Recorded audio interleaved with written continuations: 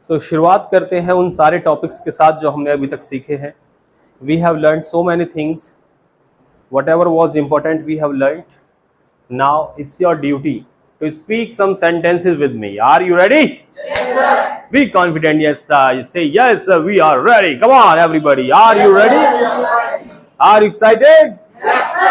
Are you lazy? No sir. Are you crazy? Yes sir. Very nice. You must be crazy about speaking. Okay? So let's do some practice.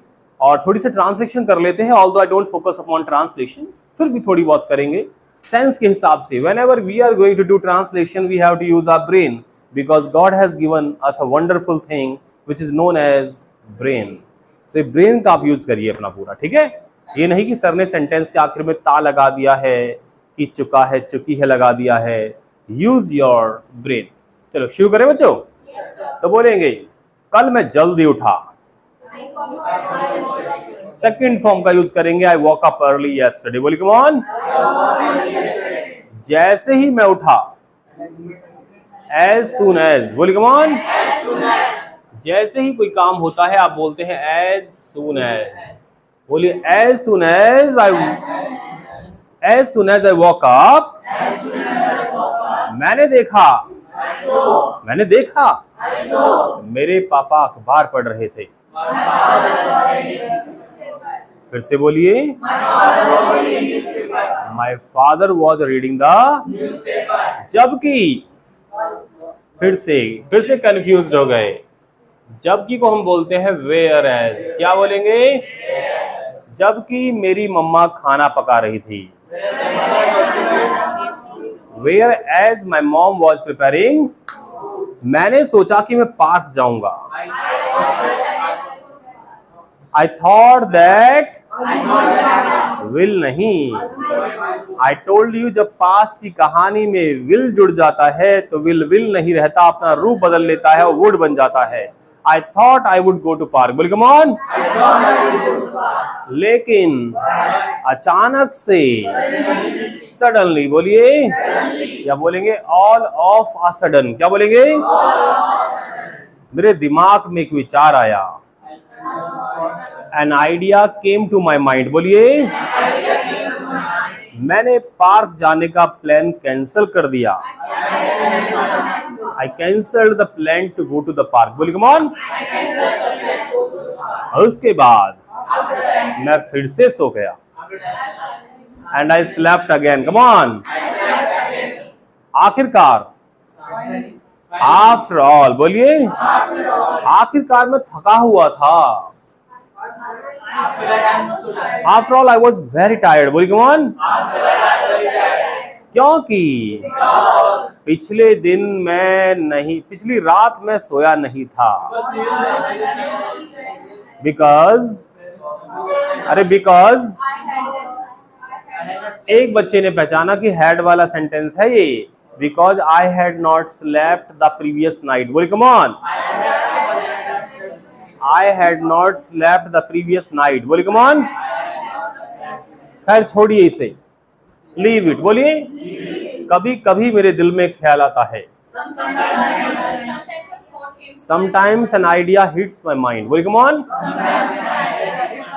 कभी कभी मेरे दिल में एक ख्याल आता है। सो टेक्निकली जो थॉट्स होते हैं वो दिल में थोड़ी आते हैं, दिमाग में आते हैं।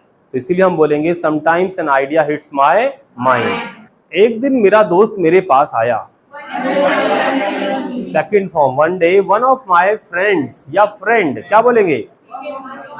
मेरा एक दोस्त मेरे पास आया तो मैं बोलूंगा वन ऑफ माई फ्रेंड। फिर से बोलिए बिल्कुल। क्या बोलूंगा? Friend came to me. क्या बोलूंगा? लेकिन ये सेंटेंस गलत है, यहाँ पे हमें एस लगाना होगा। One of my friends came to me. क्या बोलेंगे? और वो बोला एंड ही सेड। क्या बोलेंगे? मैंने सुना है कल तुमने एक मैच खेला था। I have heard. बोलिए हियर्ड नहीं, heard. I have heard that you played a match yesterday and you lost it. मैंने बोला मैं बोला I said. तुम्हें किसने बताया? Who told you? आखिर तुम्हें बताया किसने? Who the hell told you? वो बोला मुझे काले चोर ने बताया। जब कहते हैं मुझे काले चोर ने बताया, इसका मतलब ये है कि आपको किसी ने बताया है, पर आप बताना नहीं चाहते कि आपको किसने बताया। It means somebody had told you something, but you don't want to tell that who told you. That is the idiom हम बोलते हैं a little bird told me। क्या बोलेंगे? बोले मिलके a little bird told me। बोलिए। जब आप ये फ्रेज बोलते हैं, इसका मतलब ये है कि आपको ये बात किसने बताई है, आप ये डिस्क्लोज नहीं करना चाहते, आप ये किसी को बताना नहीं चाहते। So a little bird told me। फिर से बोली, come on। A little bird। आपने कहा सर हमने सुना है कल आप आओगे नहीं। मैंने कहा किसने कहा? किसने कहा? Who told you? आपने कहा sir a little bird told me। यानी ये जानकारी हमें किसी गुप्त जानकारी के थ्रू, यानी कि कॉन्फिडेंशियल बात थी जो हमें पता लग गई है। So सर हमें ये बात किसी ने बताई है पर हम आपको नहीं बताएंगे। ठीक है? You got it or not? So बोलिए a little bird told me। बोलिए। मैंने उसे बताया। I told him कि मैंने तो कोई मैच खेला ही नहीं था। I told him that I had not played any match। बोलिए come on। उसके बाद मैंने उसे पूछा। I asked him। बोलिए। अरे भाई कैसे आना हुआ? बोलेंगे what brings you here। क्या बोलेंगे? जब किसे पूछना है कि कैसे आना हुआ तो आप बोलेंगे what brings you here। क्या बोलेंगे? फिर से बोलिए what brings you। फिर से बोलिए what brings you here। बोलिए come on। वो बोला अरे भाई मैं तुमसे मिलना चाहता था। I wanted to meet you। बोलिए come on। क्योंकि आपसे मिले हुए काफी दिन हो गए। बोलेंगे It's been a long time। बोलिए come on। It's been a long time। फिर से बोलिए Since we met। फिर से बोलिए come on। क्या लिखा मैंने? किसी से बोलना है कि आपसे मिले काफी समय हो गया तो ये बोलेंगे इंग्लिश में। बोलिए come on। It's been a long time since we met। मैंने कहा अरे मैं तो यहीं था। I was here। I was here। तुम्हें मुझसे मिलने आना चाहिए था। यही तो गड़बड़ हो गई। पास्ट की एडवाइस दे रहा है कोई मुझे, और जब हम पास्ट की बात करते हैं यानी हमारी जो एडवाइस है वो पास्ट में कन्वर्ट हो रही है, तो हमारा टॉपिक यूज होता है शुड हैव। क्या यूज होता है? शुड के साथ हम हैव लगाते हैं। शुड का काम है ये बताना कि भाई सलाह दी जा रही है। हैव का मतलब ये है ऐसे काम की जो खत्म हो गया है। तो यानी जनरली ये बन जाती है हमारी पास्ट सिंपल एडवाइस। क्या बन जाती है? पास्ट की एडवाइस है, लेकिन कौन से वाली है? सिंपल वाली है। सो आपने कहा कि आपको कल अमेरिकन जाना चाहिए था।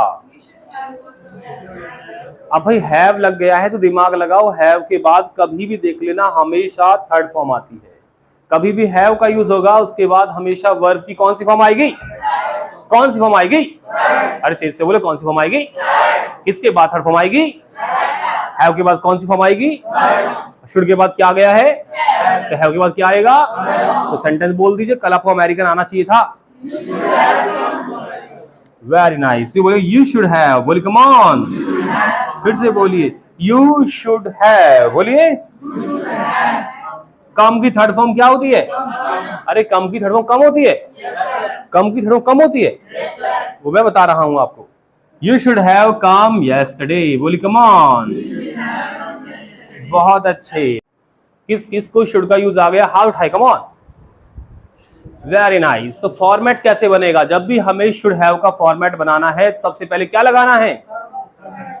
वाह धन्य हो भाग्य हमारे। सबसे पहले डूअर लगाना है। क्या लगाना है? डूअर का मतलब काम करने वाले व्यक्ति का नाम सबसे पहले आ जाएगा। उसके बाद क्या आएगा? फिर से बोलिए बच्चों क्या आएगा? शुड हैव नहीं, केवल शुड आएगा। उसके बाद अगर हमें नॉट लगाना पड़ा तो हम स्टार लगाएंगे वहां। स्टार का मतलब है नॉट, लेकिन नॉट नहीं है तो फिर हम हैव लगाएंगे। हैव, तो बोलिए doer plus should plus not plus have plus action की कौन सी फॉर्म आएगी बच्चों? बहुत अच्छे, बहुत ही सुंदर सा टॉपिक है, बहुत ही अच्छा लगता है बोलने में, लेंदी सा सेंटेंस बन जाता है आपका। शुड हैव, ये सलाह कब की दी जा रही है? पास्ट के उन कामों के बारे में जो पास्ट में खत्म हुए। हालांकि सलाह देने से कुछ खास फायदा होने वाला है नहीं, क्योंकि काम तो हो गया। सलाह देने से क्या होता है? लेकिन उस काम की सलाह देने से ये फायदा होता है कि वो गलतियां फ्यूचर में नहीं करते। जैसे मान लीजिए आप कहीं जा रहे हैं और आपने हेलमेट नहीं पहना, आपने लाइसेंस नहीं लिया, आपने डॉक्यूमेंट कोई नहीं रखा, क्योंकि है ही नहीं, कहां से लोगे? पापा की स्कूटी है, आप लेके जा रहे हो, पुलिस वालों ने आपको पकड़ लिया, अब आपका चालान काटा जा रहा है 5, 10, 20 हजार रुपए का। तो चालान कट गया अगर 20,000 रुपए का, तो आपका चालान कट गया, पैसे चले गए, मान लीजिए आपने चालान भर भी दिया। अब आप घर आए, पापा को पता लगा, फिर पापा ने आपको अच्छे से सर्विस करी, आपकी करी कि नहीं? उसके बाद पापा ने सलाह दे दी कि बेटा आपको मेरी स्कूटी बिना मेरी परमिशन लेके नहीं जाना चाहिए था। तो पापा ने अंग्रेजी में कैसे बोला? पापा ने आपको बोला you should not have taken my scooty without my permission. लेकिन इससे क्या हुआ? क्या पैसे वापस मिल गए? लेकिन आपको सीख मिल गई। फ्यूचर में आप कभी भी पापा से पूछे बिना स्कूटी लेके नहीं जाओगे तो हेलमेट पहन के जाओगे कम से कम, भले ही डॉक्यूमेंट हो या ना हो, क्योंकि ज्यादातर पुलिस वाले उन्हीं को रोकते हैं जिनके पास क्या नहीं होता? हेलमेट। तो आपने कहना है कि आपको कल हेलमेट पहनना चाहिए था। कैसे बोलेंगे? ये सारी सलाह आप मुझे ही क्यों दे रहे हो? हम चिंटू को देंगे ये सलाह। चिंटू कौन है? एक लड़का है, कोई व्यक्ति है, उस व्यक्ति को सलाह देते हैं चिंटू को हेलमेट पहनना चाहिए था। मुझसे पहले बोल दो, Chintu should have, third form लगाइए, वॉर्न। क्या बोलेंगे? Worn the helmet. फिर से बोलिए, वाइल क्या करते हुए? राइडिंग करते, वाइल राइडिंग। देखा हमने कैसे हमने बातों बातों में प्रैक्टिस के साथ शुड हैव का यूज सीख लिया। So now we are going to talk about the brother of should have. बातों बातों में ही हमें याद आ गया कि इसका तो एक बड़ा भाई और भी है जिसका नाम है मस्ट हैव। क्या है? बहुत अच्छे, इसके भाई का नाम है मस्ट हैव। तो मस्ट हैव का यूज कब करेंगे हम समझ गए होंगे कुछ लोग? Very nice. जिसने कल का टॉपिक सीखा है अच्छे से, उसे पता है कि शुड का यूज किस लिए होता है बच्चों? सिंपल एडवाइस के लिए। तो मस्ट का यूज कब होगा? पीछे वाली लड़कियों, मस्ट का यूज कब होगा? Strong advice. लेकिन साथ में क्या जुड़ा हुआ है? तो क्या बन गया? पास्ट सिंपल नहीं, पास्ट स्ट्रॉन्ग एडवाइस। पास्ट की कौन सी एडवाइस? Strong advice. आपको बोलना है कि अरे ये काम तो आपको बिल्कुल नहीं करना चाहिए था, ये काम तो आपको करना ही चाहिए था, आपको ये काम जरूर करना चाहिए था, तो आप बोलेंगे मस्ट हैव। क्या लगाओगे? चलिए, तो आपने कल दवाई नहीं ली जिसकी वजह से आप पूरे दिन बीमार रहे, खांसी रही हल्की फुल्की आपको, तो मैंने कहा आपको दवाई लेनी चाहिए थी। मैंने बोला you should have taken medicine. क्या बोलेंगे? लेकिन आपने दवाई नहीं ली, फिर तीसरे दिन 4 दिन हो गए दवाई नहीं ले रहे हैं आप, और एक दिन क्या हुआ? आप नहीं वो नहीं, ज्यादा नहीं, आप ना बेहोश हो गए, दवाई नहीं ली, बीमार ज्यादा हो गए, कमजोरी आ गई, बेहोश हो गए आप। अब इतने बेहोश हो गए कि आप लिटा दिया गया है वेंटिलेटर पे। ज्यादा खतरनाक बीमारी हो गई ना, तो आपने कहना है उस आदमी को पकड़ के उसके वेंटिलेटर पे जाके आपने ऐसे गिरबान को पकड़ा, you held him by his collar and कहा आपने ऐसे घुसा मार के, ए तुम्हें दवाई जरूर लेनी चाहिए थी। कैसे बोला आपने? हाँ, ऐसे घुसा मार के, you must have taken medicine. क्या बोला आपने? उसने सुना नहीं है, वो फिर से बोलना पड़ेगा, you must have taken medicine. और बस इतना दूसरा घुसा लगते वो परमानेंट। आपका मित्र बेचारा चला गया भगवान के पास, आप बन गए मर्डरर। क्या बन गए आप? मैंने कहा अरे अपने दोस्त को क्यों मार दिया? आपने कहा सर वो वैसे मरने वाला था। क्या बोला था आपने? अरे ये मरने वाला था सर, ये मरने वाला था। मरने वाला था मतलब अंग्रेजी में कैसे बोलेंगे? ये मरने वाला था। Very nice. तो हम जब कोई काम होने ही वाला होता है तो वहां पे फॉर्मेट यूज करते हैं अबाउट टू। क्या बोलते बच्चों? बोलिए अबाउट टू। तो आपने कहा ये तो मरने ही वाला था सर। अब ये पास्ट का सेंटेंस है तो हम वॉज लगाएंगे अबाउट टू से पहले। आपने कहा he was about to die. क्या बोला आपने? और जो इंसान मरने ही वाला होता है उसे बोलते हैं गॉनर। क्या बोलते हैं? तो आपने बोला GONER, यानी कि आपने कहा सर ही वॉज गॉनर। क्या बोले आप? फिर से बोलिए ही वॉज। बस इतना ही, ही वॉज गॉनर। गॉनर का मतलब है कि जाने ही वाला था, जाने वाला था। और जाने वाला है प्रेजेंट में, तो बोलेंगे सर ये जाने ही वाला है, ये आदमी देखो इसकी किडनी विडनी सब डैमेज हो गई, दारू पी पी के खत्म कर लिया अपने आप को। Sir he is goner. क्या बोले आप? आपने डॉक्टर बोलेगा, कंडीशन देख के उसे चेक किया, किडनी नहीं है उसके अंदर, उसके फेफड़े ही नहीं है, उसका लीवर ही नहीं है, पता नहीं चली कैसे रहा है। तो डॉक्टर ने कहा भाई सेवा कर लो इसकी, because he is goner. He is about to die. He is on the words of death. क्या बोला डॉक्टर? नए स्टाइल में बोला, नई ग्रामर यूज करूंगा इनके अमेरिकन वालों के सामने। डॉक्टर ने अंग्रेजी में बोला he is on the words of death. तेज से बोलो, क्या लिखा मैंने? He is on the verge. Verge का मतलब होता है बिल्कुल किनारे पे, ऑलमोस्ट मुहाने पे, किनारे पे। ही is on the verge of death. बिल्कुल बोलिए, कम ऑन फिर से। ही is on the verge of death. जब आप बिल्कुल किसी चीज के नजदीक में होते हो, जहां पहुंचने वाले होते हो, आप बोलेंगे I am on the verge of. एक आदमी है, उसका पैसा खत्म हो गया है बिल्कुल, अब उसका बैंक का बैलेंस ऑलमोस्ट खत्म है, तो आपने कहा सर कंगाली के बिल्कुल अब बिल्कुल पास में खड़ा है, अभी कंगाल होने वाला है, तो आप बोलेंगे ही is on the verge of bankruptcy. क्या बोलेंगे? ही is on the verge of bankruptcy. Got it और नॉट? तो इस तरह से फ्रेज यूज हो जाता है, ही is on the verge of. ये बस फेल होने वाला है, ही is on the verge of failure. क्या बोलेंगे? अरे सर ये सफल होने वाला है, सफल होने वाला है, ये मिलके बोलो। अरे मुझसे भी तेज बोलो, ही is on the verge of success. बोलिए कौन? Very nice. इस तरह से हम इसको यूज करेंगे, ही is on the verge of. बोलना सीख लिया आप लोगों ने? बहुत अच्छे। तो कहां कहानी पहुंची भाई? आपने अपने दोस्त को ऐसे मारा, तो मैंने कहा क्यों मारा? तुमने तो इसे मार दिया। आपने कहा मारा क्या, ये तो पहले से मरने वाला था। He was about to die. He was goner. मैंने तो थोड़ी यात्रा सुखद कर दी, मैंने तो यात्रा थोड़ी आसान कर दी इस बेचारे की। लेकिन जैसे वो चला गया, जैसे वो बेचारा चला गया चिंटू, आपको दुख हो रहा है कि नहीं हो रहा है? और दुख को बोलते हैं रिग्रेट।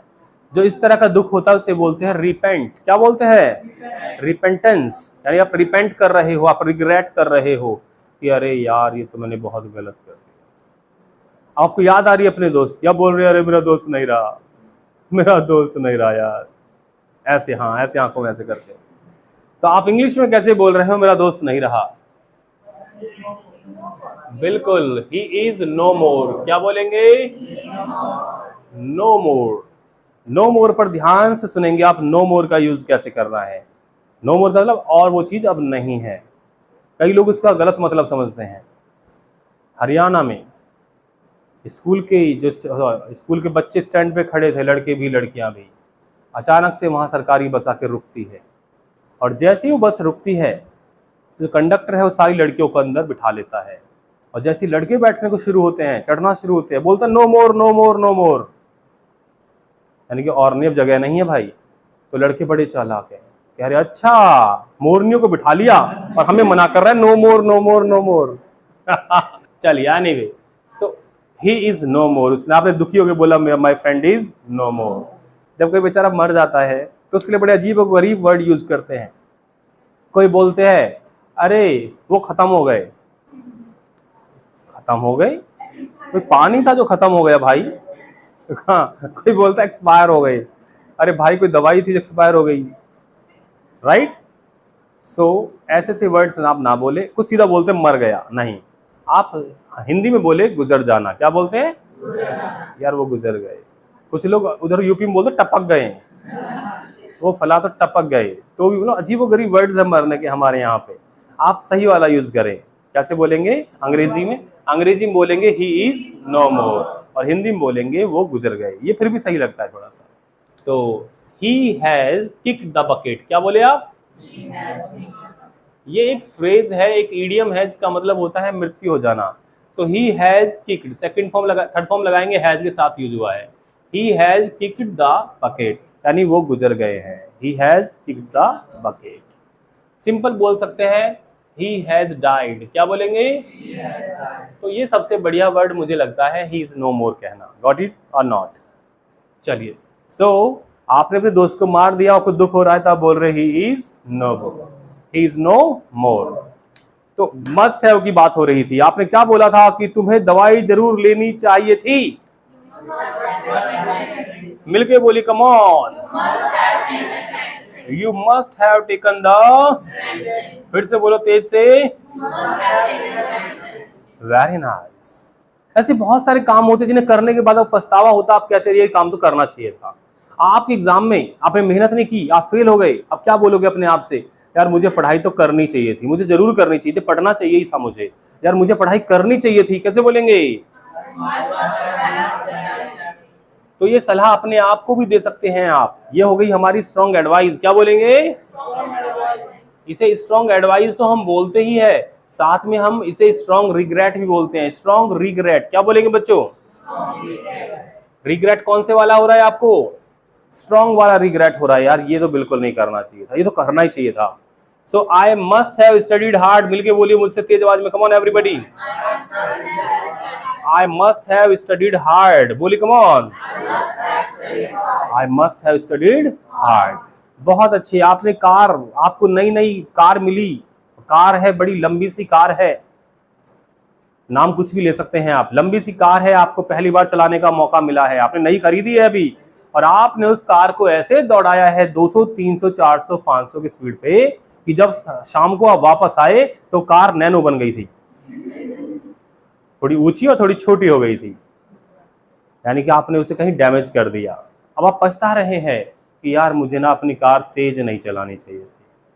कैसे बोले नहीं आप इंग्लिश में? मुझे अपनी कार तेज नहीं चलानी चाहिए थी, बिल्कुल नहीं चलानी चाहिए थी भाई। आई must not have driven, third form, driven the car